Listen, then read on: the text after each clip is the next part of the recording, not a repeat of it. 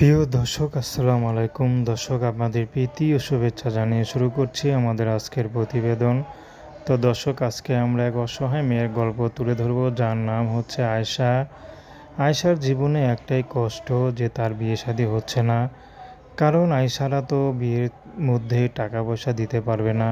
তো আয়েশার একটি কথা, আমি হয়তো টাকা পয়সা দিতে পারবো না, পরিবার থেকে হয়তো টাকা পয়সা দিয়ে গয়নাগাটি দিয়ে স্বামীকে পরিপূর্ণ খুশি করতে পারবে না, কিন্তু আমার অন্তরের যে নিষ্পাপ ইনটেক ভালোবাসা আসে তা দিয়ে আমি স্বামীকে খুশি করতে পারবো।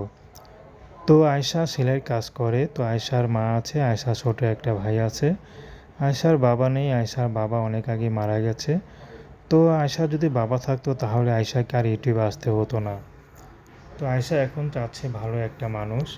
আয়েশার পড়াশোনার খুব ইচ্ছা ছিল। আয়েশা ক্লাস 2 পর্যন্ত পড়াশোনা করেছে, আর পড়ে নাই।